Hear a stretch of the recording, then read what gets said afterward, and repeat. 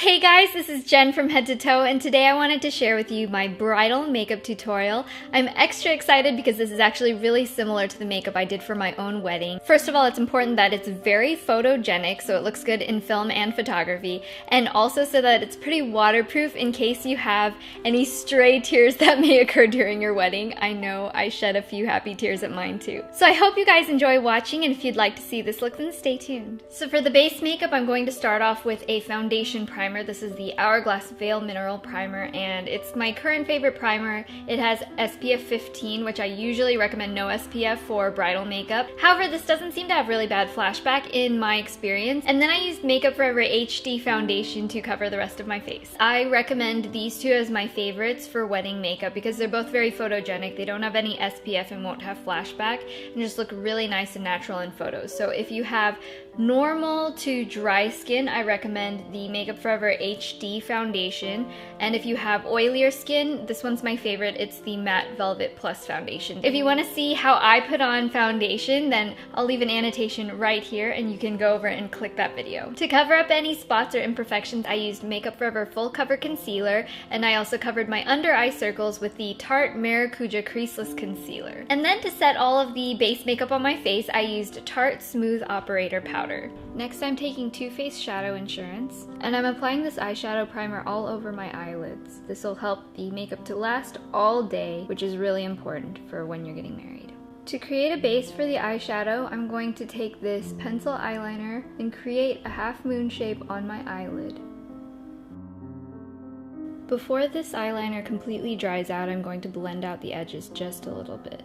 Next, I'm taking my Urban Decay Naked eyeshadow palette, and I'm using this color Buck, and I'm going to apply this over the entire eyelid, starting from this crease area and blending down. Next, I'm going to take this lighter shimmery shade called Sin, and using the same brush I was just using, I'm just going to lightly dust this on the inner half of my eye. This is going to highlight the ball of the eye and give a little bit more dimension to the look. I'm taking this shade called Dark Horse, and I'm going to use this to contour the outer corner of my eye. So I'm angling my brush in toward my eye like this, and then I'm using the point of the brush to push the color upward at the outer corner and just softly blend that into the arch. I'm also taking this blending brush to just blur all of the lines. Blending can really take some patience, but it's going to make the biggest difference in the end. So make sure you blend, blend, blend until everything is completely smooth. To highlight the eyes, I'm using this color Virgin, and I'm going to apply this right underneath the brow bone. So for the highlight color, you don't want to use anything with too much shimmer. This one's a bit satiny, and it's about the most shimmer I want for a highlight. Any more than this and it's going to catch the light in a bad way. So go for a matte color or one that's just barely satin. You'll also notice I only brought the highlight to about right here because I don't want it to catch too much light here either. You want it to reflect light like light would naturally hit your face. So we were only just highlighting at the top of your brow bone.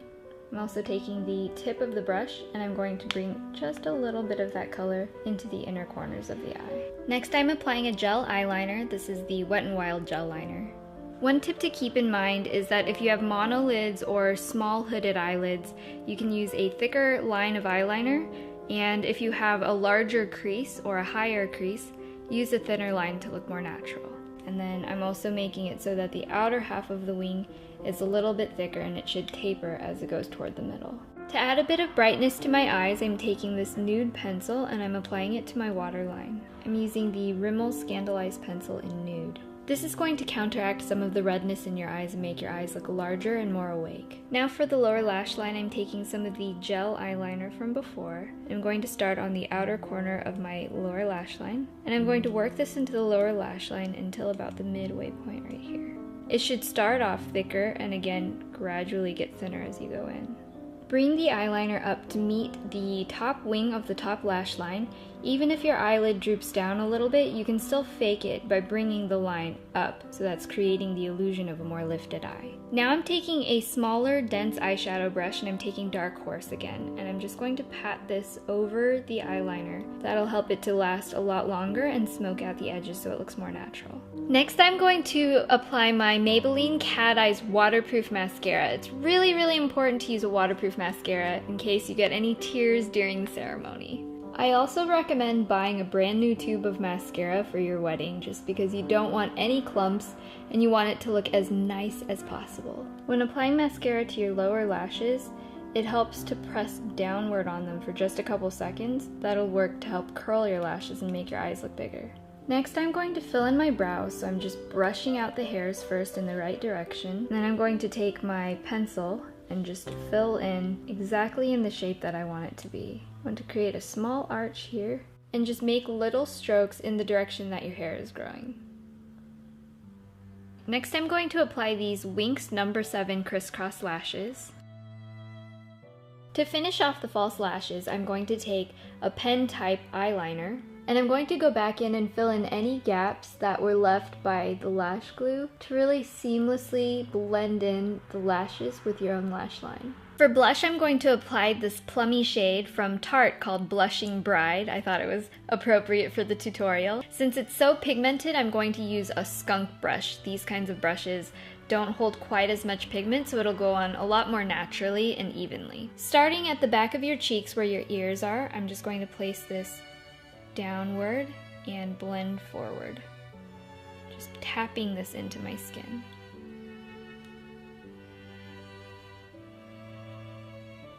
It's really better to start off with less and work your way up for more, because when you have on too much blush, it's a lot harder to take it away. For this look, I'm concentrating most of the color right here, on top of my cheekbones, about halfway between my ear and the front of my cheek. That's going to give you a natural blushing effect, but still add a little bit of contouring shape to your face without using a bronzer. As with the eye makeup, you're also going to want to make the blush a little bit darker than what you would wear on a day-to-day basis, because film and photography really washes out all of the colors on your skin. So in order to have that natural glowing look in pictures, you're going to want to do it just one notch darker than you would typically wear. For lips, the most important thing is going to be long-lasting lip makeup, especially because you're going to be wearing it all night. You want it to look perfect, and you don't really want your lipstick to kiss off on your husband at the big moment at the end of your wedding ceremony. So I'm going to start off by using a lip pencil, and this is the Urban Decay 24/7 Glide On Lip Pencil in the shade Illegal. I usually start out by outlining the lips and then filling in the entire lip.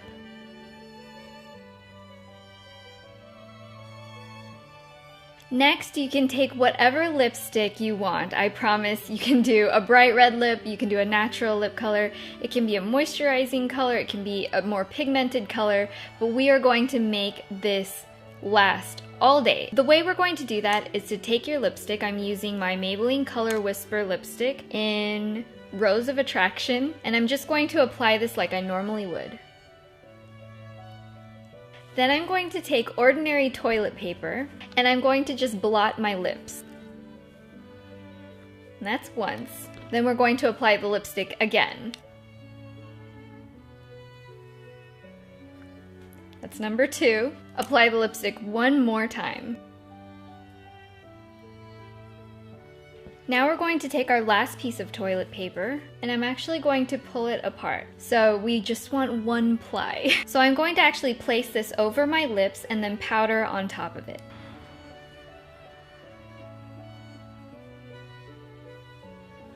The blotting steps will help the pigment adhere to your lips without leaving in all of those emollient ingredients in the lipstick to hydrate it. And then the powder at the end is going to set the lipstick just enough so that it'll be long lasting no matter what lipstick you're wearing. So this is the final look. Thank you guys so much for watching, and I hope this helped for those of you who want to do your own makeup on your wedding day. If you want to see more tutorials, don't forget to subscribe to this channel and like this video if you found it helpful. This is Jen, and I'll talk to you guys next time. Bye! I got these ears at Disney World on my honeymoon with my husband, and I held on to it. Do you think they're awesome? take off one sheet. Oh yeah, that looks nice in Bridal, I think.